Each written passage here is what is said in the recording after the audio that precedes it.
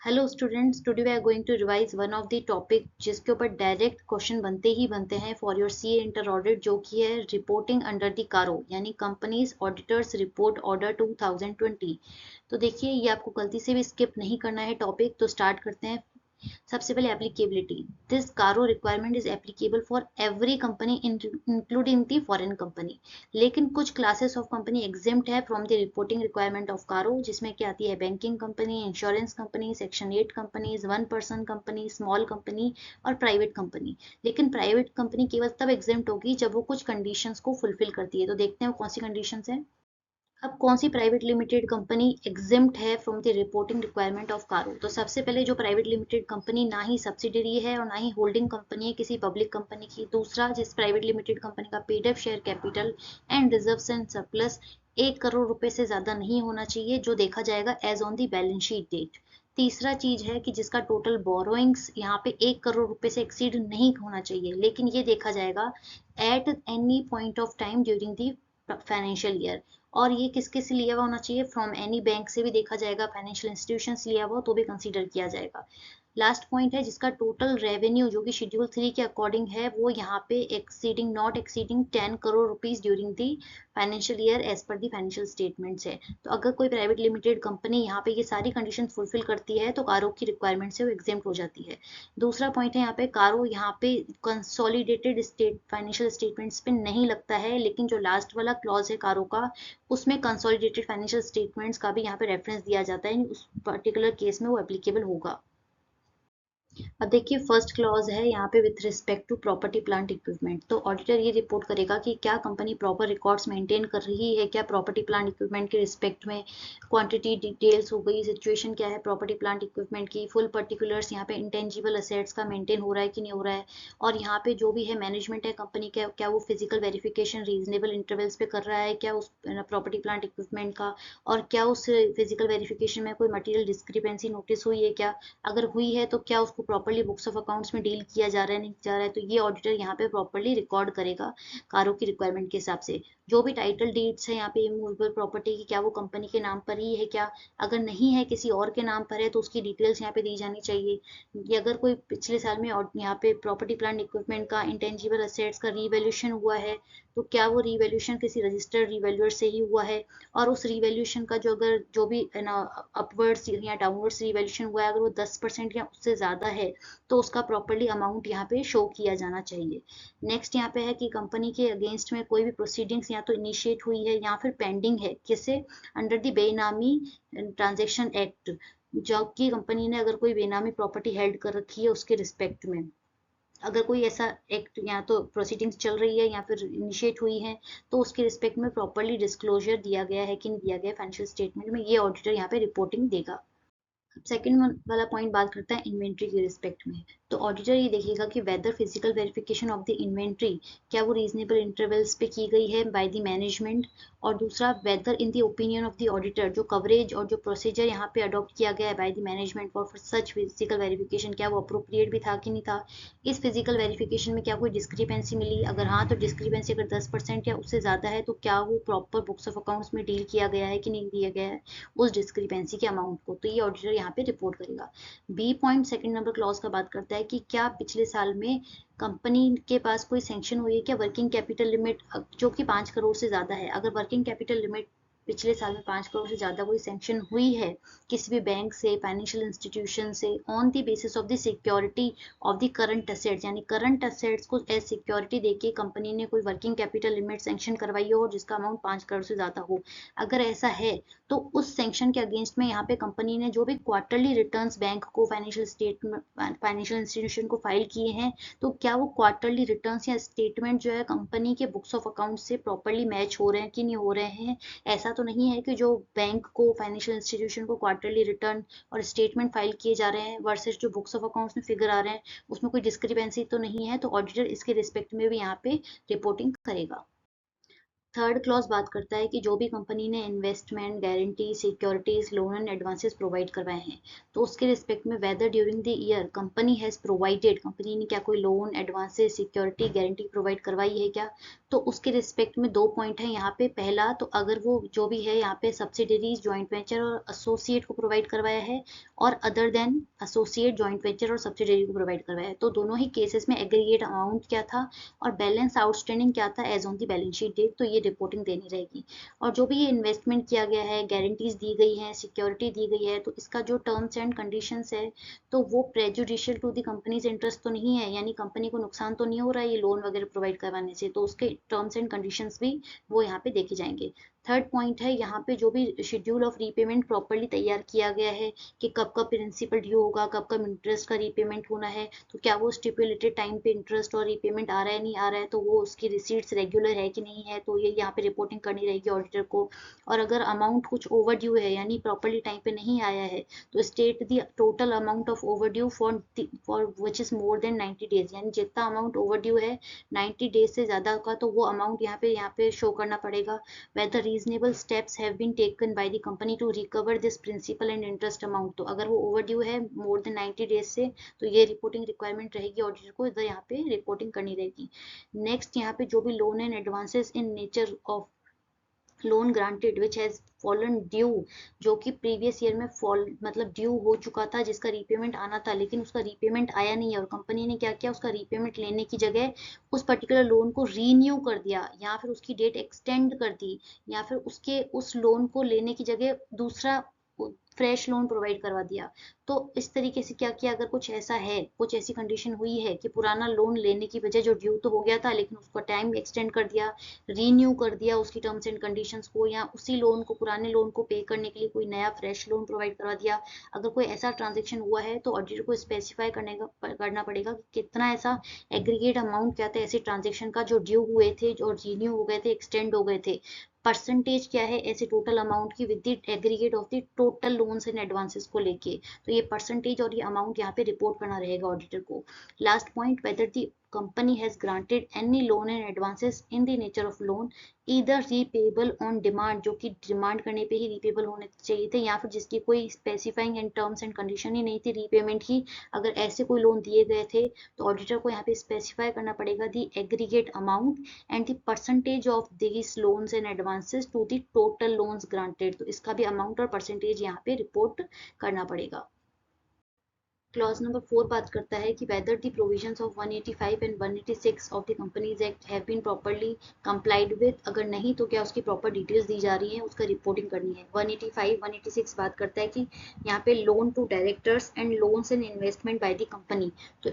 इस नेचर के जो भी ट्रांजेक्शन है तो क्या उसकी कंप्लाइंस हो रहे हैं, अगर नहीं हो रहे हैं तो उसकी डिटेल्स यहाँ पे रिपोर्ट करनी रहेगी। क्लॉज नंबर 5 बात करता है डिपॉजिट्स के रिस्पेक्ट में, क्या वो कंपनी कोई डिपॉजिट्स एक्सेप्ट कर रही है क्या, और जो भी अमाउंट एक्सेप्ट कर रही है या फिर जो डीम्ड डिपॉजिट की तरह ट्रीट किया जाता है, तो उसके रिस्पेक्ट में जो भी डायरेक्टिव्स इशू किए गए हैं बाय द आरबीआई या फिर कंपनीज एक्ट के जो भी प्रोविजंस है, तो क्या कंपनी उसको प्रॉपरली कंप्लाई कर रही है उन डायरेक्टिव्स को, उन कंप्लाइंसेस को, और अगर इफ नॉट, अगर वो नहीं हो रहे हैं तो नेचर ऑफ सच कॉन्ट्रावेंशन, यानी ऐसे कौन से प्रोविजन है जिसको कॉन्ट्रावेन किया जा रहा है, और इसके रिस्पेक्ट में अगर कोई ऑर्डर पास किया जा चुका है कंपनी लॉ बोर्ड के द्वारा, एनसीएलटी के द्वारा, आरबीआई के द्वारा, तो यहाँ पे whether the same has been complied with, क्या उस ऑर्डर को भी फुलफिल किया, कंप्लाई किया है कि नहीं किया है कंपनी ने, तो ये यहाँ पे ऑडिटर रिपोर्ट करेगा। क्लॉज नंबर 6 बात करता है कि क्या company proper cost record maintain कर रही है क्या as per the requirement of Companies Act. यहाँ पे क्लॉज नंबर 7 है, बहुत इंपॉर्टेंट है। पहला पॉइंट तो है जितने भी स्टेचुटरी ड्यूज हैं क्या वो रेगुलरली डिपॉजिट कर रहा है कि कंपनी। अब स्टैट्यूटरी ड्यूज का मतलब होता है GST, TDS, income tax, provident fund, ESI, sales tax, तो क्या वो रेगुलरली डिपॉजिट कर रहे हैं कि कौन से स्टैट्यूटरी ड्यूज की बात हो रही है इस क्लॉज नंबर 7 के ए वाले पॉइंट में, जो कि अनडिस्प्यूटेड है, यानी जो तो जमा करवाने ही है उसके रिस्पेक्ट में कोई भी डिस्प्यूट नहीं है, तो क्या कंपनी ये वाली अनडिस्प्यूटेड स्टैट्यूटरी ड्यूज टाइमली जमा करवा रही है क्या, रेगुलरली जमा करवा रही है क्या, अगर हाँ तो ठीक है, अगर नहीं तो ऐसे जितना कितना एरियर्स है, कितना बकाया है ऐसे स्टैट्यूटरी ड्यूज का जो कि आउटस्टैंडिंग है। आउटस्टैंडिंग कब देखना है, as on the last date of the financial year, यानी 31 मार्च तक जो ड्यू है स्टैट्यूटरी ड्यूज, कौन सा ड्यू देखना है, जो कि ड्यू है for a period of more than 6 month, यानी 6 महीने से ज्यादा उस ड्यू डेट को निकले हुए हो गए हैं और वो ड्यू स्टेचुटरी ड्यूज अभी तक भी एरियर्स में ही है, बकाया है पेमेंट करना, तो ऐसे ड्यूज यहाँ पे ऑडिटर को रिपोर्ट करने रहेंगे। वापस देखिए, अनडिस्प्यूटेड होने चाहिए स्टैट्यूटरी ड्यूज जो कि रेगुलरली जमा हो जाने चाहिए थे, अगर नहीं हुए हैं तो वो अभी तक भी as on the last date of the financial year भी वो यहाँ पे पेंडिंग है, ड्यू है। और कितना टाइम हो गया उनको ड्यू किए हुए हुए, for a period of more than 6 month from the date they become payable, यानी जिस पर्टिकुलर डेट तक उनको पे हो जाना चाहिए था तब से लेके 6 महीने से ज्यादा हो गया है, 31 मार्च तक भी, और वो अभी तक भी जमा नहीं हुए हैं। पॉइंट नंबर बी में बात होता है कि जो भी स्टैट्यूटरी ड्यूज थे जो कि डिस्प्यूटेड कैटेगरी के थे, यानी उसके रिस्पेक्ट में डिस्प्यूट चल रहा है, जो अभी तक जमा नहीं हुए हैं, तो उसके रिस्पेक्ट में ऑडिटर को अमाउंट कितना था, ऐसे ड्यूज के रिस्पेक्ट में कौन से फोरम पे इसके अगेंस्ट में केस चल रहा है या फिर पेंडिंग है डिस्प्यूट, तो ये यहाँ पे ऑडिटर को रिपोर्ट करना रहेगा। क्लॉज नंबर 8 बात करता है अनरिकॉर्डेड इनकम के रिस्पेक्ट में, क्या कोई ऐसा ट्रांजेक्शन जो कि बुक्स ऑफ अकाउंट्स में यहाँ पे रिकॉर्ड नहीं किया गया था लेकिन कंपनी ने वो सरेंडर किया है, वो अमाउंट को डिस्क्लोज किया है as income during the previous year in the tax assessment under the income tax act. अगर ऐसा कोई अमाउंट था तो क्या वो बाद में प्रॉपरली बुक्स ऑफ अकाउंट में रिकॉर्ड कर दिया गया था, तो ये क्लॉज नंबर 8 में ऑडिटर को रिपोर्ट करना है। क्लॉज नंबर 9 बात करता है रीपेमेंट ऑफ ड्यूज, यानी कंपनी ने जो भी लोन्स लिए हुए हैं, जो भी बोरिंग्स ली हुई है, तो क्या वो प्रॉपरली उसको पे कर रही है, अगर कोई डिफॉल्ट हुआ है उसमें रीपेमेंट में, अगर हुआ है तो ऑडिटर को कितने टाइम का डिफॉल्ट था रीपेमेंट में, अमाउंट क्या था उस डिफॉल्ट का वो बताना रहेगा। क्या कंपनी ऐसा तो नहीं विलफुल डिफॉल्टर के रूप में डिक्लेयर हो गई है किसी भी बैंक या फाइनेंशियल इंस्टीट्यूशन के द्वारा। थर्ड पॉइंट है जो भी टर्म्स ऑफ लोन, जिस भी पर्पस के लिए लोन लिया गया था उसी पर्पस के लिए यहाँ पे वो अप्लाई किया गया है, अगर नहीं है तो ऐसा कितना अमाउंट था जो कि किसी और पर्पस के लिए यहाँ पे यूज किया गया था, वो ऑडिटर को रिपोर्ट करना रहेगा। फंड रेस्ड फॉर, जो कि ऐसा फंड था शॉर्ट टर्म बेसिस के लिए रिक्वायरमेंट के लिए रेज किया गया था लेकिन उसको लॉन्ग टर्म पर्पस के लिए यूज कर लिया गया, अगर ऐसा कोई ट्रांजेक्शन था नहीं तो उसका नेचर क्या था, ट्रांजेक्शन का अमाउंट क्या था जो शॉर्ट टर्म के लिए लिया था लेकिन लॉन्ग टर्म के लिए यूज कर लिया। नेक्स्ट पॉइंट यहाँ पे, whether the company has taken any funds from the entity person on account of to meet the obligation of subsidiary, यानी लिया तो कंपनी ने है वो लोन या फंड लेकिन अपनी सब्सिडरी की रिक्वायरमेंट ऑब्लिगेशन को मीट आउट करने के लिए लिया है, एसोसिएट की रिक्वायरमेंट को मीट आउट करने के लिए लिया है या फिर जॉइंट वेंचर के लिए लिया है, अगर ऐसा कोई डिटेल है तो उसकी डिटेल्स लेनी पड़ेगी, the nature of such transaction and the amount in each case.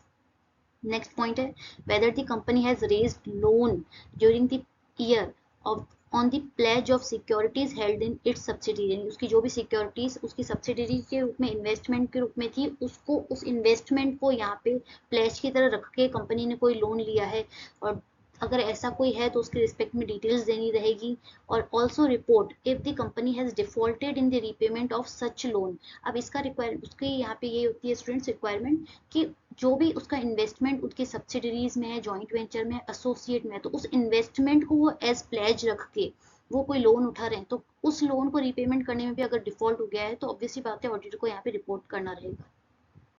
Clause number 10 बात करता है कि क्या कंपनी ने अमाउंट रेज किया था क्या by way of IPO FPO during the year, और क्या जो अमाउंट रेज हुआ था वो उसी पर्पस के लिए अप्लाई किया गया था जिसके लिए वो रेज किया गया था, अगर ऐसा नहीं है तो डिटेल्स देनी पड़ेगी, डिले कितना है, डिफॉल्ट क्या हुआ है ये बताना पड़ेगा, ऑडिटर रिपोर्ट करेगा। क्या पर्टिकुलर सब्सिक्वेंट रेक्टिफिकेशन हो गया क्या, तो ये ऑडिटर रिपोर्ट करेगा। इसके अलावा weather the company has made any preferential allotment private placement of shares convertible debenture during the year, अगर ऐसा है तो क्या कंपनीज एक्ट की रिक्वायरमेंट प्रॉपरली कंप्लाइड हुई कि नहीं हुई है, फंड जो रेज हुए थे जिस पर्पस के लिए रेज हुए थे उसी पर्पस के लिए यूज हुए हैं कि नहीं हुए हैं, अगर ऐसा नहीं है तो इसमें डिटेल्स देनी पड़ेगी, अमाउंट कितना इन्वॉल्व था, नेचर क्या था नॉन कंप्लाइंस का, ये ऑडिटर रिपोर्ट करेगा। नेक्स्ट यहाँ पे बात आती है क्लॉज नंबर 11 की, whether any fraud by the company और any fraud on the company has been noticed and reported, यहाँ पे नोटिस या फिर रिपोर्ट हुआ है during the year, if yes the nature and the amount involved is to be indicated. Any fraud चाहे company ने किया हो या फिर कंपनी के ऊपर हुआ हो तो वो यहाँ पे इसका नोटिस हुआ हो या फिर रिपोर्ट हुआ हो, दोनों ही है, उसके रिस्पेक्ट में नेचर क्या था उस फ्रॉड का, अमाउंट कितना इन्वॉल्व था, ये ऑडिटर रिपोर्ट करेगा। Whether any report under section 143 clause 12 of the companies act have been filed by the auditor in form of ADT4 with the central government, अगर ऐसा है तो वो ऑडिटर रिपोर्ट करेगा। Whether the auditor has considered whistle blower complaint, अगर किसी ने whistle blower complaint यानी यहाँ पे की है, अगर ऐसा रिसीव हुआ है to the auditor during the year तो वो भी यहाँ पे ऑडिटर रिपोर्ट करेगा। क्लॉज नंबर 12 बात करता है निधि कंपनी के रिस्पेक्ट में, whether the Nidhi company has complied with the net owned fund to deposit ratio, यानी उसका नेट ओन फंड के रिस्पेक्ट में डिपॉजिट्स 1:20 के रेशो में होने चाहिए, तो क्या इसी रेशो में है क्या, ताकि वो अपनी लाइबिलिटीज को मीट आउट कर सके। Weather the Nidhi company is maintaining the 10% unencumbered term deposit as specified in the rules to meet out its liability, यानी जो 10% unencumbered यानी जिसके ऊपर कोई भी दूसरा चार्ज नहीं होना चाहिए, तो कम से कम 10% तो उसका अलग होना ही चाहिए ऐसे डिपॉजिट्स, ताकि वो अपनी लाइबिलिटीज को फुलफिल कर सके। Whether there has been default in repayment of the interest deposit के रिस्पेक्ट में रीपेमेंट में कोई डिफॉल्ट हुआ है क्या, अगर ऐसा है तो उसका पीरियड क्या था, डिटेल्स उसके रिस्पेक्ट में यहाँ पे देनी रहेगी। क्लॉज नंबर 13 बात करता है कि transaction with related party, whether all the transaction with the related party, जो भी यहाँ पे 177 188 ऑफ द कंपनीज एक्ट के हिसाब से हैं, अगर कोई ट्रांजेक्शन हुए हैं तो details have been disclose in the financial statements, जो भी यहाँ पे एप्लीकेबल अकाउंटिंग स्टैंडर्ड्स के द्वारा यहाँ पे रिक्वायरमेंट है, तो क्या उसके अकॉर्डिंग डिस्क्लोजर रिपोर्टिंग हो चुकी है कि नहीं हो चुकी है, ये ऑडिटर रिपोर्ट करेगा। क्लॉज नंबर 14 बात करता है internal audit system, whether the company has an internal audit system commensurate with the size and nature of its business, यानी कंपनी के साइज और बिजनेस के हिसाब से जितना इंटरनल ऑडिट सिस्टम की रिक्वायरमेंट है उसी साइज का यहाँ पे इंटरनल डिपार्टमेंट है कि नहीं है, इंटरनल ऑडिट डिपार्टमेंट, तो वो ऑडिटर यहाँ पे रिपोर्ट करेगा। Whether the report of the internal auditors for the period under the audit were considered by the statutory audit, अब ऑब्वियसली बात है यहाँ पे इंटरनल ऑडिट, अगर इंटरनल ऑडिटर है तो क्या स्टैट्यूटरी ऑडिटर ने उसके काम को, उसकी रिपोर्ट्स को कंसीडर किया है कि नहीं किया है, तो ये यहाँ पे इसके सेकंड वाले पॉइंट में ऑडिटर रिपोर्टिंग करेगा। यहाँ पे नेक्स्ट क्लॉज नंबर 15 बात करता है non cash transaction, weather the company has entered into any non cash transaction with the directors और पर्सन कंसर्न्ड विद हिम, अगर ऐसा है तो क्या कंपनीज एक्ट के सेक्शन 192 के अकॉर्डिंग प्रॉपर कंप्लाइंस हुई है कि नहीं हुई है। क्लॉज नंबर 16 बात करता है registration with the reserve bank of India, तो ऑडिटर देखिएगा whether the company is required to take registration under the RBI act, अगर ऐसा था तो क्या कंपनी ने रजिस्ट्रेशन ऑब्टेन किया है क्या कंपनी कोई यहाँ पे नॉन बैंकिंग फाइनेंशियल या हाउसिंग फाइनेंस की एक्टिविटीज परफॉर्म कर रही है without having a valid certificate of registration from RBI, तो वो रिपोर्टिंग ऑडिटर करेगा।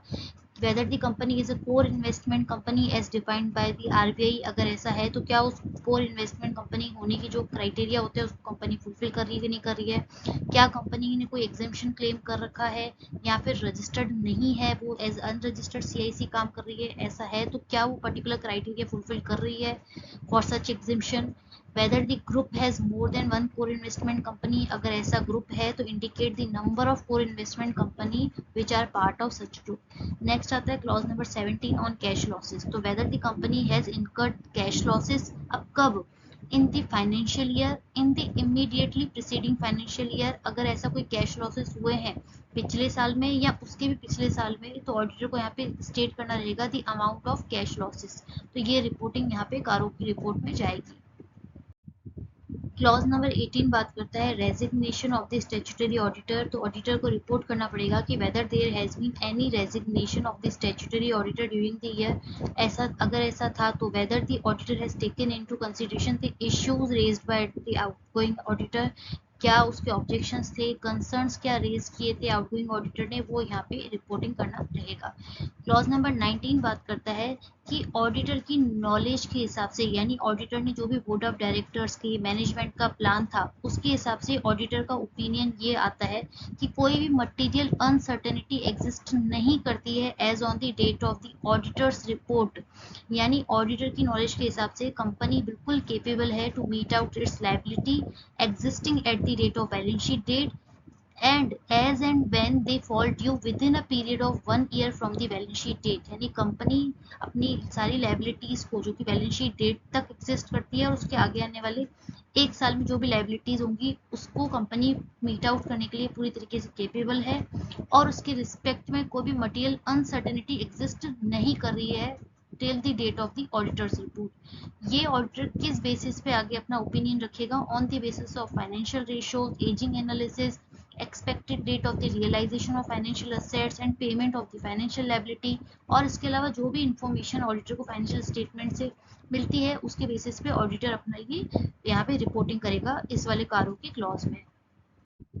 क्लॉज नंबर 20 ऑफ कारो बात करता है कि unspent amount with respect to CSR project for the other than ongoing project और ऑनगोइंग प्रोजेक्ट के रिस्पेक्ट में। तो अदर देन ऑनगोइंग प्रोजेक्ट के रिस्पेक्ट में कंपनी ने ट्रांसफर कर दिया है unspent amount to a fund specified in the schedule 7 of the companies act. उसका भी टाइम लिमिट है within the period of 6 month of the expiry of the financial year. तो ये ऑडिटर को यहाँ पे रिपोर्ट करना रहेगा with respect to other than ongoing project. Ongoing project के रिस्पेक्ट में जो भी अनस्पेंट अमाउंट था has been transfer to the special account in compliance with the provision of the companies act. Last वाला क्लॉज नंबर 21 जो कि बात करता है हमारे कंसोलिडेटेड फाइनेंशियल स्टेटमेंट्स पे, जो कि लास्ट का है, एक्सेप्शन है। जनरली कारो की रिपोर्टिंग यहाँ पे जो है कंसोलिडेटेड फाइनेंशियल स्टेटमेंट्स पे नहीं होती है, तो इसमें ऑडिटर ये रिपोर्ट करेगा whether there has been any qualification और adverse remark by the respective auditors. जो भी अलग अलग यहाँ पे कंसोलिडेटेड फाइनेंशियल स्टेटमेंट्स के जो अलग अलग रिस्पेक्टिव ऑडिटर्स थे, तो उन्होंने क्या अपनी रिपोर्ट में कोई क्वालिफिकेशन या एडवर्स रिमार्क डाला है। If yes, indicate the details of the companies and the paragraph number of the CARO report containing such qualification and adverse remark. तो स्टूडेंट्स, ये था हमारा रिवीजन ऑफ कारो। आई होप आपके लिए ये वीडियो बेनिफिशियल रहा होगा। For more such content please like and subscribe our channel. Thank you so much.